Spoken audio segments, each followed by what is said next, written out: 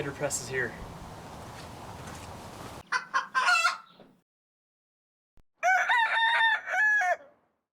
Hey everyone, it's Retired at 40. Today we're going to make some hard apple cider. And we have a tree that produces hundreds of pounds of apples every year, and we always look for new things to do. And this year I bought a press. You can actually make hard apple cider without a press. You can actually use a juicer. If you're interested in this press, I'll put a link in the description for the Amazon page that'll take you right to this press. They're really inexpensive, and it makes the whole process a lot more fun and a lot more easy. It takes about 15 pounds of apples to make 1 gallon of hard cider. You need wild apples. You can't use the store-bought stuff. It has to be something that's organic. So the first thing we want to do is cut our apples in half, and more than anything we just want to do that just so we can make sure that the apple is good, that there's no bugs.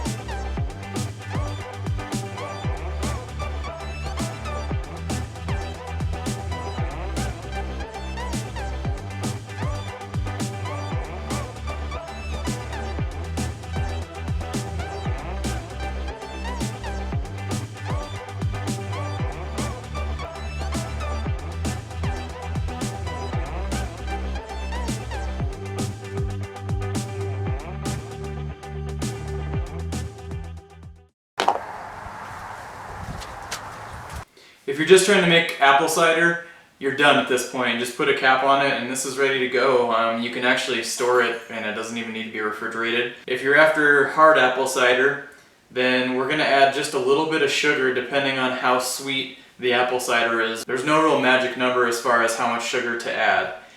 Make sure that if you do add sugar, add it very, very slowly, or this whole thing will just look like a science experiment and blow out like a volcano on the top. So add it real slow. At this point you can add yeast also. I like to use the wild yeast that's on the skin of the apple, but you can use a brewer's yeast or a winemaker's yeast also.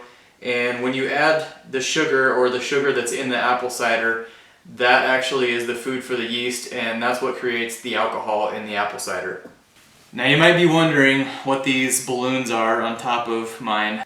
What this is my homemade airlock. You can use a brewer's type airlock that lets the carbon dioxide out of the bottle, or you can take just a regular old balloon and you just put a small little cut in the top, and that will not let bacteria in, but it will let carbon dioxide out. And as time goes on, this will kind of inflate just a little bit, and that hole will let just the carbon dioxide out. Okay, once we got our airlocks in place, we're good to go. These can sit for about 2 to 3 weeks, and you should have a pretty good amount of alcohol in them after that point. You can actually add some more sugar over time just to see if it will generate a little bit more alcohol, but you do want to be careful with leaving it too long or too short because it will change the flavor, so you might want to just experiment a little bit with that. This is Retired at 40. Make sure you check your local laws for brewing your own alcohol. Remember to live life simple. We'll catch you next time.